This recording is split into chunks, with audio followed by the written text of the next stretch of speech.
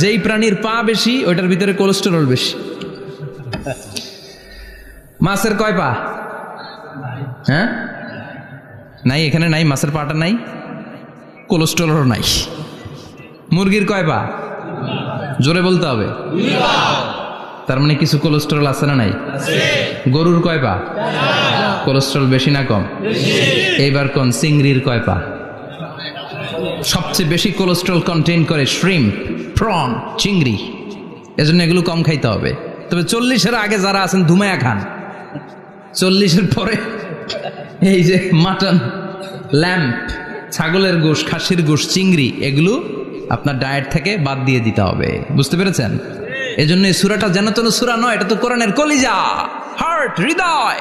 এজন্য সূরাটা সূরাতুল আযীমা। সুবহানাল্লাহ পড়েন। তার মানে 1 নম্বরে পেলাম সূরাতুল কাদিয়াহ, 2 নম্বরে পেলাম সূরাতুল আযীমা, 3 নম্বরে সূরার আরেক নাম হলো সূরাতুল মুইম্মা।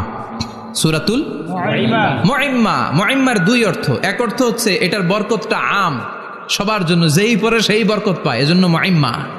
আবার মুইম্মার আরেক অর্থ হচ্ছে যেই সূরা শত্রুকে অন্ধ করে দেয়। কি করে দেয়?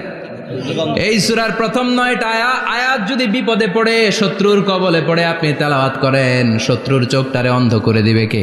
আল্লাহ।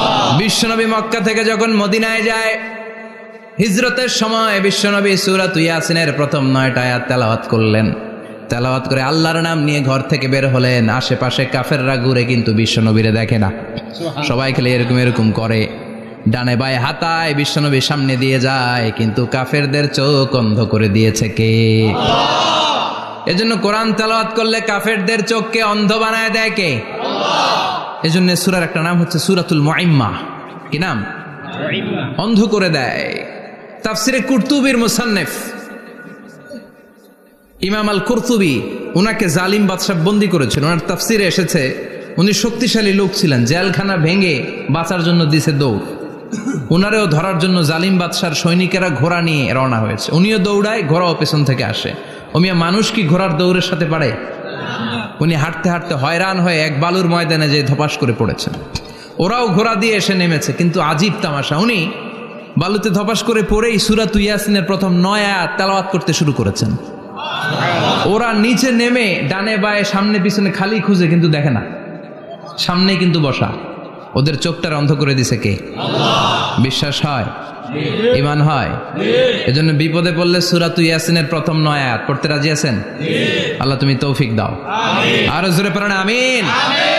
এজন্য আল্লাহ চমৎকার ভাবে এই সূরাটা শুরু করে দিলেন। 2টা কাটা অক্ষর দিয়ে আল্লাহ বললেন ইয়াসিন ওয়াল কুরআনিল হাকীম ইন্নাকা লামিনাল মুরসালিন আলা সিরাতিম মুস্তাকিম। পড়েন সুবহানাল্লাহ। ইয়াসিন। সূরাটা শুরু করলেন কি দিয়ে? ইয়াসিন। এটা কি কোনো বাক্য? এটা কি কোনো শব্দ? এটা কি অক্ষর? 2টা। প্রথম অক্ষরের নাম, দ্বিতীয়টা আওয়াজ করে বলেন। প্রথম অক্ষরটার নাম, দ্বিতীয়টা। খুব চমৎকার না?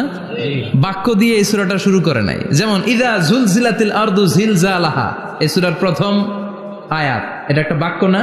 জি। আচ্ছা। ওয়াদ-দুহা ওয়াল-লাইলি ইযা সাজা, বাক্য না? জি। কিন্তু ইয়াসিন, এটা কি কোনো বাক্য? না। এটা কি কোনো শব্দ? না, এটা কাটা 2টা অক্ষর। সুবহানাল্লাহ পড়েন। আল্লাহ 114টা সূরার প্রায় 29টা সূরা এরকম কাটা কাটা অক্ষর দিয়ে শুরু করেছেন।